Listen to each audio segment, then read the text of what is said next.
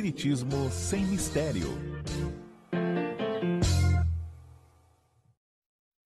Olá, estamos iniciando o programa Espiritismo Sem Mistério, estudando o Livro dos Espíritos. Hoje falando sobre um tema muito interessante, sobre as metades eternas, as almas gêmeas. É um assunto que vai ter muita coisa interessante para a gente comentar. Então fique conosco, eu sou Solange Godoy, junto com o André Luiz Ruiz. Como vai, André? Olá, Solange! Olá, queridas irmãs, queridos amigos! Começamos este programa maravilhoso graças à TV Mundo Maior, aos seus trabalhadores, a esta equipe dedicada que leva sempre esta informação com a beleza que a doutrina espírita nos oferece e esta imagem e áudio que você recebe com a qualidade da Mundo Maior e isso Boa mesmo, Nova. E a nossa equipe tão querida, que são a Fernanda Lima, o Jefferson Carvalho, Valdeci Lourenço, Adriano Rodrigues, Regina Prata e Margarete Parpinelli. Graças a eles você recebe qualidade de som, imagem, tudo isso que traz muita alegria para as nossas vidas, não é mesmo? Então, e hoje nós teremos aí a nossa pergunta desafio, que eu já vou deixar para vocês e vou pedir para a Fernandinha colocar na tela para a gente. É o último slide, Fernandinha. Olha lá, a nossa pergunta desafio de hoje. Alma gêmea ou algema? Qual é o seu tipo de união afetiva? Você que está nos assistindo, você pode não estar casado, mas pode ter alguém com quem você se relacione. Qual é o tipo de relação afetiva? Você está convivendo com alguém que você considera a sua alma gêmea? Ou é uma algema na sua trajetória? Vai pensando, participe conosco. Como é que elas podem participar, Solange? A nossa participação pode ser através do Facebook da TV Mundo Maior, através do site da TV Mundo Maior, através do YouTube, da área de chat. Você também manda os seus comentários, escreve pra gente. E também você pode responder através do WhatsApp da TV Mundo Maior, 0 operadora 11 996 433827. Então, vão já se preparando, manda aí as perguntas e respondam pra gente. Alma gêmea ou algema? Além do que, olha lá. Põe o seu joinha. Dá a sua curtida, a sua compartilhada, chama seus amigos, avisa que o programa começou. E vamos em frente, então. Ok, vamos então pedir para nossa querida Fernanda Lima colocar o primeiro slide do nosso tema. Aí está, não é? Aquela quantidade de almas interessadas na melhoria da Terra, está aí na tela, você vê na direção da Terra que está lá embaixo, lideradas por esse Espírito maravilhoso que é Jesus, e as metades eternas vai este tema da pergunta 291 até a 303.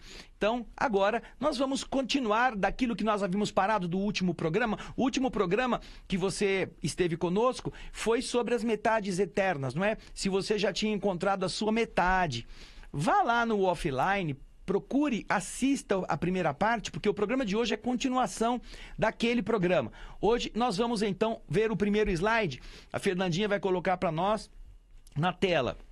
Dois espíritos simpáticos são o complemento um do outro? Ou essa simpatia é o resultado de uma perfeita identidade? Kardec está voltando a essa mesma temática, querendo saber sobre se há um complemento, se dois espíritos que se entendem perfeitamente, eles são assim afinizados porque um é a metade que completa o outro, é a parte gêmea que vai fazer a outra também ficar feliz, não é? Isto é uma complementação ou, segundo a pergunta está dizendo, é uma questão de uma perfeita identidade, mesmo que não seja uma complementação, não é? É essa questão que Kardec levanta. Vamos então, no slide seguinte, acompanhar o que os espíritos respondem. A simpatia que atrai um espírito para o outro é o resultado da perfeita concordância de suas inclinações, de seus instintos. Se um devesse completar o outro, perderia sua individualidade.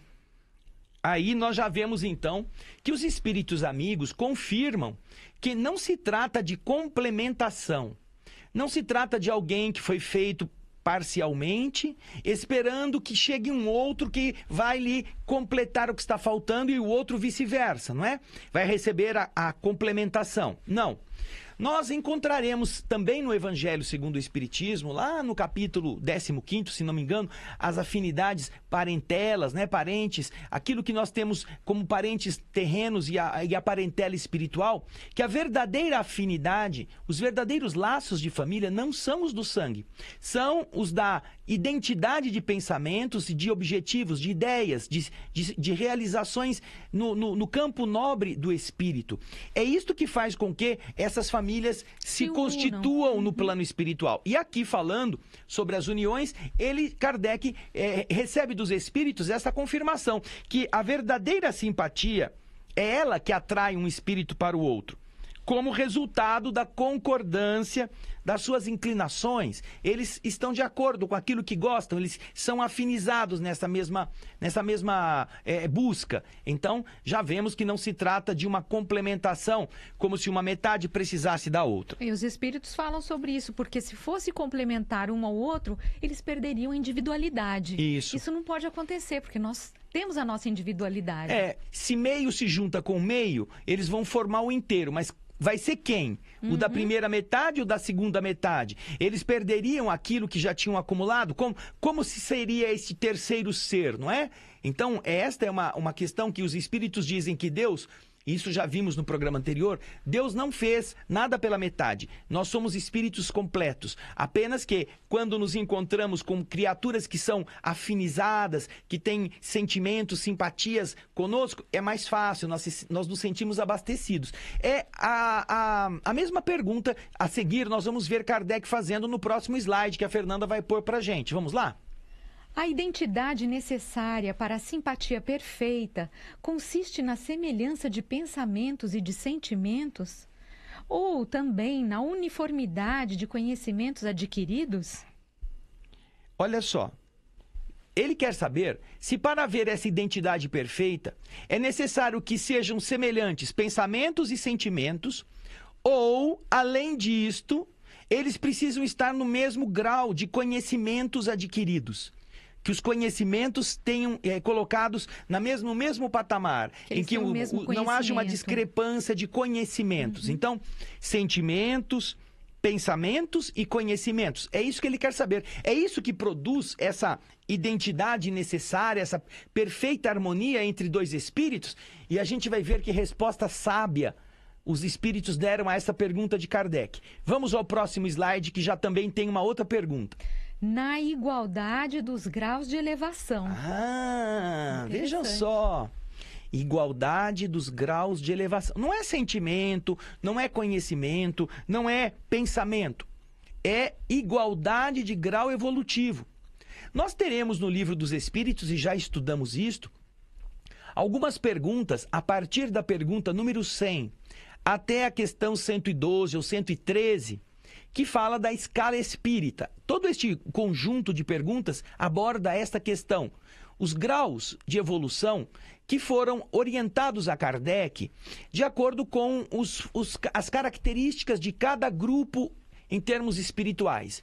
E estes grupos se afinizam em uma dimensão própria que lhes permite estar juntos. Então, você vai ver lá que os espíritos subdividem essa hierarquização evolutiva das entidades em 3 ordens, em 3 grandes grupos. A dos espíritos puros, a dos espíritos bons ou dos bons espíritos e a dos espíritos imperfeitos. Cada um destes grupos se subdivide em classes. E então, você vai ver que estas classes, elas são 5 nos espíritos imperfeitos, 4 nos bons espíritos e uma única e exclusiva nos espíritos puros. Elas estariam, de uma certa forma, colocando para o nosso entendimento, naquela época em que os espíritos disseram isso, quais são estes graus de elevação. Então, para que haja afinidade, essa afinidade mais completa, os espíritos estariam afinizados pelo mesmo grau de elevação, pelo mesmo patamar evolutivo em que, como espíritos, eles já orbitam. É, então, incompreensível que os espíritos da segunda ordem, os bons espíritos não estejam com bons espíritos. Se afinizem com os bons espíritos. Não estejam afinizados com os espíritos da terceira ordem, os espíritos imperfeitos. E vice-versa. Os espíritos imperfeitos também não se afinizam com os bons espíritos. Não é? Eles não querem que os bons espíritos digam para ele, não pode fazer isso é feio, isso não é bom, Jesus não quer, Deus não permite. Eles querem fazer todas as arruaças. Eles não querem ninguém que diga, não faz isso não, que isso não é bom. Eles querem sócios. Então, a afinidade de sentimentos, pensamentos e conhecimentos se dá pelo grau em que os espíritos estão localizados na sua evolução. E você poderá ter ideia deste grau se estudar no Livro dos Espíritos, a partir da questão número 100, até mais ou menos a 113. Ali você vai ter todo este leque de explicações a respeito destes graus. Fazer uma análise, né, de com quem nós estamos nos relacionando, aonde que nós estamos nessa escala evolutiva e onde que está essa pessoa com a qual nós nos relacionamos. É porque isso serve tanto para os encarnados quanto para os desencarnados, né? Se os espíritos estão em graus adequados à sua evolução, nós, como encarnados, somos espíritos. Também temos as nossas maneiras de ser, os nossos vícios, as inclinações. E quando você analisa estas questões, você vai aprender a se colocar. Qual é o seu padrão evolutivo também neste rol de classes, de categorias que os espíritos deram a Kardec. André, mas aqui Kardec continua com uma outra pergunta. No mesmo slide. No mesmo slide 5. Vai lá, Fernandinha. Os espíritos que não são simpáticos hoje poderão sê-lo mais tarde? Olha que legal, né? Os espíritos hoje podem não estar juntos, podem não querer mais estar unidos, convivendo, não são simpáticos. Você não se dá bem com fulano, não vai muito com a cara dele, não posso nem ver essa pessoa que me dá um negócio, não bate comigo, não dá. Esses espíritos que não se afinizam conosco poderão se afinizar conosco no futuro? Vamos supor você com alguém que você não goste, você com... Vamos colocar um exemplo só para a gente pensar, né? Você com o amante do seu marido, ou com o amante da sua esposa, ou com o adversário de negócios, né? Com aquele que falou mal de você, aquele que te processou, que pôs você na rua da amargura. Então, isto é um antagonismo, uma antipatia que às vezes os espíritos carregam consigo. Isso. E vão para o outro lado com isso também, enquanto não estão evoluídos.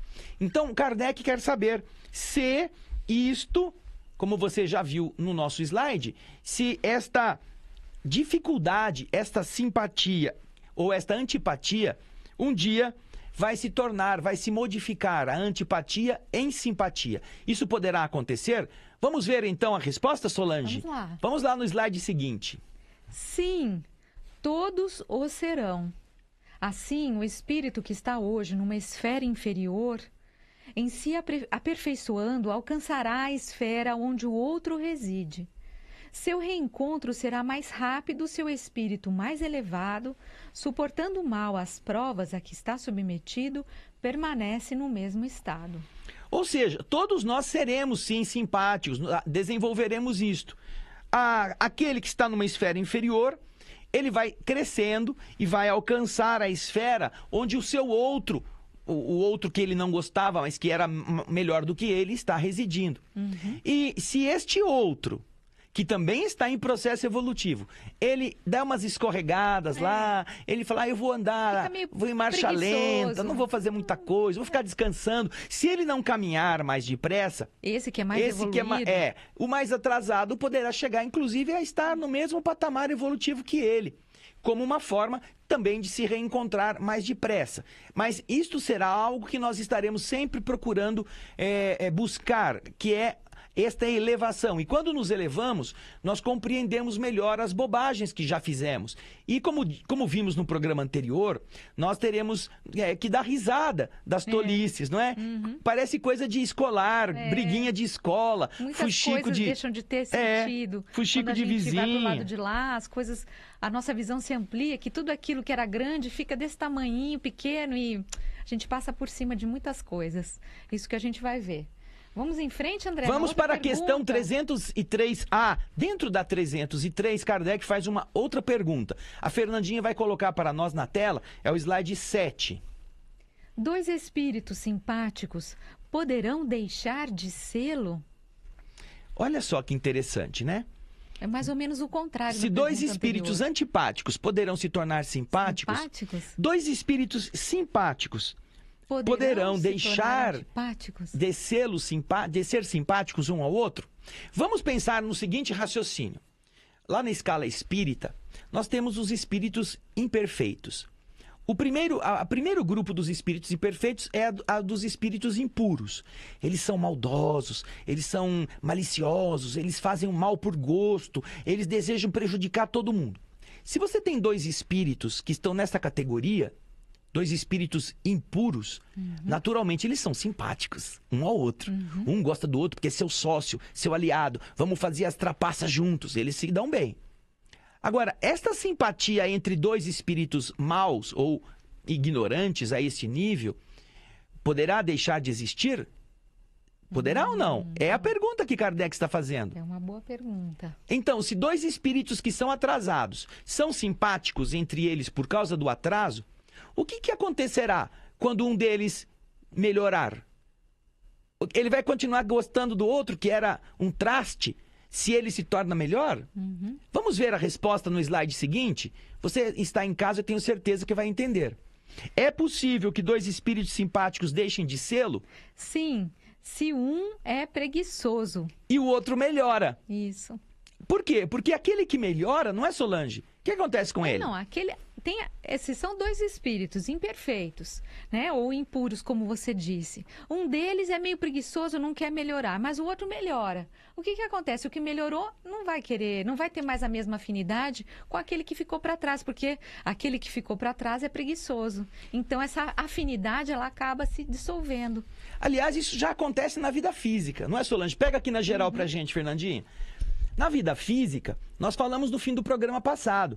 Se você melhora, aquele rol de amigos que eventualmente você tinha antes, amigas, que gostavam de falar aquelas bobagens, de perder seu tempo com coisas inúteis, e você já não quer mais isto, você passa a ser alguém que não é mais agradável para o grupo. Ou você muda de amigos, ou os amigos se mudam de você. Eles vão se reunir, não chamam mais você, porque você já não é mais parte deles. Não existe essa afinidade mais. E eles continuam sendo aqueles que gostam das mesmas coisas. Eles não querem aprender com você, eles não querem saber o que você pensa, eles não querem fazer esforços para melhorar.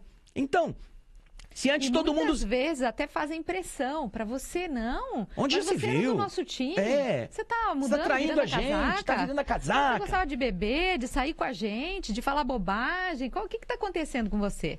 Então, isto é consequência já no mundo físico. Você que está assistindo a gente já deve ter passado por isso, inclusive na própria família. Eventualmente você era uma pessoa... nós temos um amigo querido, que era o Alípio Gonzalez, que já esteve conosco várias vezes. Ele costumava dizer que quando ele bebia, ele fumava, quando ele tinha os vícios normais, nenhum parente se incomodava de vir alertá-lo. Quando, porém, ele abandonou todos os vícios, quando ele não fumava mais, quando ele não bebia, e ele passou a dedicar o dinheiro que ele havia ganho para fabricar livros espíritas, traduzir para o espanhol, entregar de graça para todas as pessoas, os parentes começaram a vir. Ai, você vai ficar pobre, vocês vão ficar na miséria. Onde já se viu uma coisa dessa? Quando ele gastava muito bebendo, ninguém achava ruim. Mas quando ele passou a fazer o bem com o dinheiro, ai, as pessoas começaram a se incomodar. Não faça isso, onde já se viu, vocês vão passar fome. Então isso já acontece aqui. A mesma coisa vai acontecer no plano espiritual. Se um espírito evolui e o outro não evolui, o que evolui vai para frente. Não vai mais ficar se preocupando com as bobagens que o outro antes gostava, não é mesmo? Se o outro não quer, ele fica. Ok? Agora tem um comentário de Kardec, não é mesmo? Vamos lá. Essas Vamos lá. metades eternas. Slide 9. A teoria das metades eternas é uma figura que representa a união de dois espíritos simpáticos. Metades eternas, almas gêmeas, é uma figura, é um símbolo que representa o quê? A aproximação de dois espíritos que têm simpatia entre si. É uma expressão usada mesmo na linguagem vulgar e que se faz necessário não se prender à letra. Os espíritos que a usam não pertencem, certamente, a uma ordem mais elevada. A esfera de suas ideias é, necessariamente, limitada e eles expressam seus pensamentos pelos termos que se serviram durante a vida corporal. É preciso, portanto, rejeitar essa ideia de que dois espíritos, criados um para o outro, deverão um dia, fatalmente, reunirem-se na eternidade, depois de estarem separados, depois de um lapso de tempo mais ou menos longo. Então, isto é romantismo. É algo que é bonito se você entender como um símbolo, como uma possibilidade de você encontrar nesta vida alguém que tenha afinidade, que goste ou que esteja no mesmo padrão de entendimento que o seu, porque é ideal que isso seja assim. Porém, não é uma necessidade, desde a criação, que você precise encontrar a metade. Nós teremos muitos espíritos simpáticos a nós. Estaremos no mesmo padrão evolutivo deles e poderemos encontrá-los em várias circunstâncias, em várias épocas. Às vezes, com isto, poderemos nos unir fisicamente. Outras vezes, seremos companheiros de jornada. Outras vezes, trabalharemos juntos na mesma empresa. Não necessariamente como cônjuges, como companheiros, mas como amigos. Então, isto vai aproximando os espíritos. Não como metades, nem como gêmeos que vão se encontrar. Agora, em relação às uniões, nós queremos que você preste bastante atenção, porque vamos trazer para você, o próximo slide vai mostrar, aquilo que neste livro que você vai ver no slide, aí está, Estudando a Mediunidade. Estas são duas capas deste livro. Estudando a Mediunidade é um livro escrito por José Martins Peralva, e ele comenta nos seus capítulos, os capítulos do livro Nos Domínios da Mediunidade, escrito pelo espírito André Luiz. André Luiz escreveu pelo Chico o livro Nos Domínios da Mediunidade. E o Martins Peralva, ele vai, em cada capítulo, ele vai fazendo comentários, um estudo sobre o outro livro, que é o Estudando a Mediunidade. Então, isso que a gente está vendo aí é o mesmo livro com capas diferentes. O da direita é a capa mais antiga. Às vezes você tem na sua estante e não percebe, porque se apresentar só a outra capa, você fala, eu vou comprar esse livro, mas às vezes você tem, esse da capa amarela é a capa antiga. Se você procurar, talvez esteja lá. Você pode comprar qualquer um deles, porque é a mesma publicação. No capítulo 18, veja só, nesse capítulo 18, você volta o slide, Fernandinha, por favor. Você vai ver o título do capítulo deste livro, Estudando a Mediunidade, é Espiritismo e Lar. Ali, ele faz uma descrição bastante interessante dos 5 tipos principais de uniões afetivas. Aí nós vamos chegar na questão da alma gêmea ou algema. Vamos então, Solange, começar pelo primeiro tipo, que está no slide seguinte. Pega uma caneta em casa, vai escrevendo, porque é muito interessante. O primeiro tipo de união, a Solange vai ler para nós.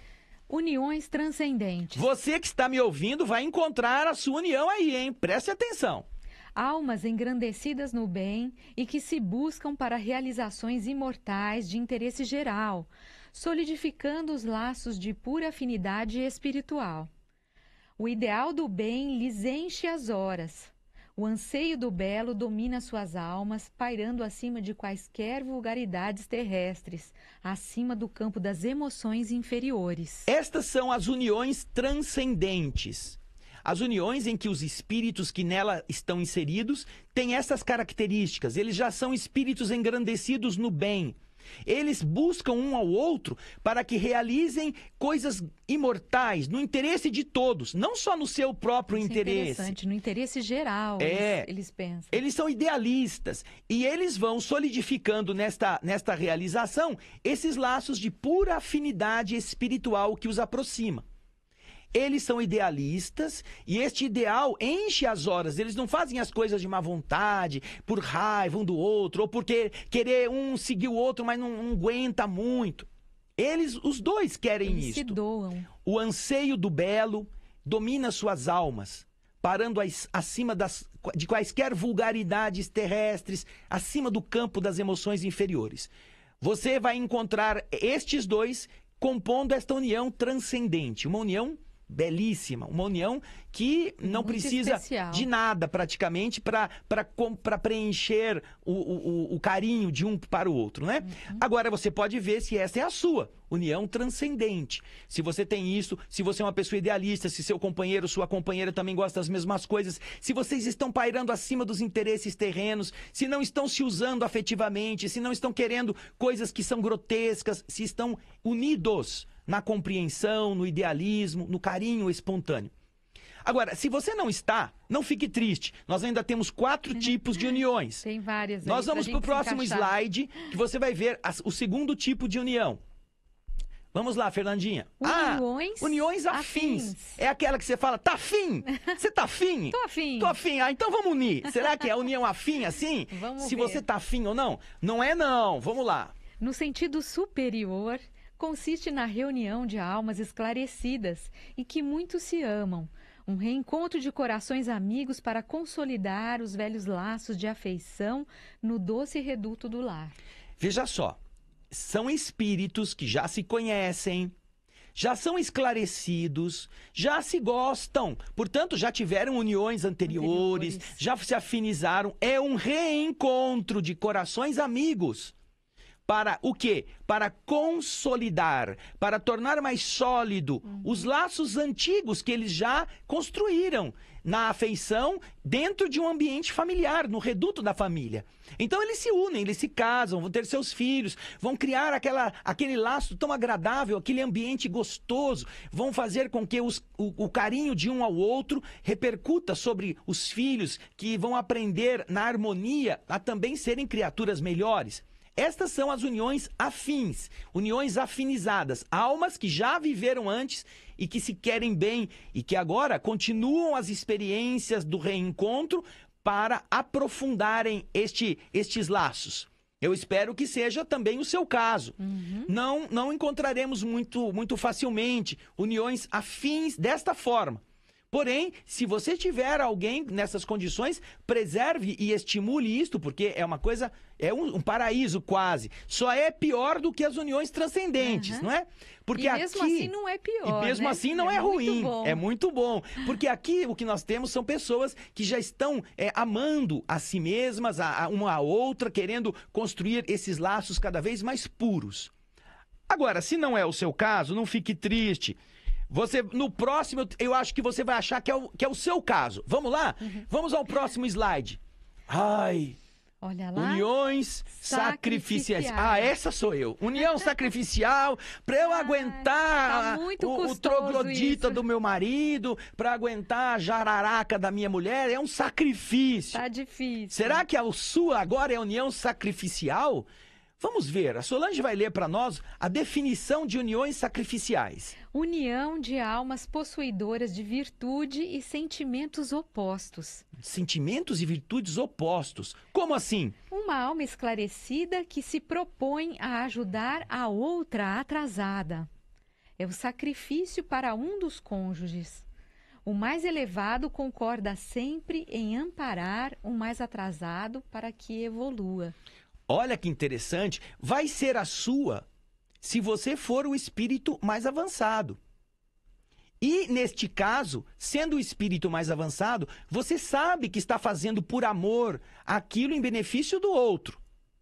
Agora, se você está mordendo a coleira, se você está com ódio, se você não aguenta aquela criatura, você não é essa alma possuidora de virtude. Uma alma esclarecida que se propõe a ajudar a outra a andar mais depressa. Está se sacrificando pelo outro para fazer com que o outro evolua. Você ainda não está nessa união. Não. Ainda vai demorar um pouco para chegar na sua. Então, você vê, né? Essas uniões sacrificiais existem.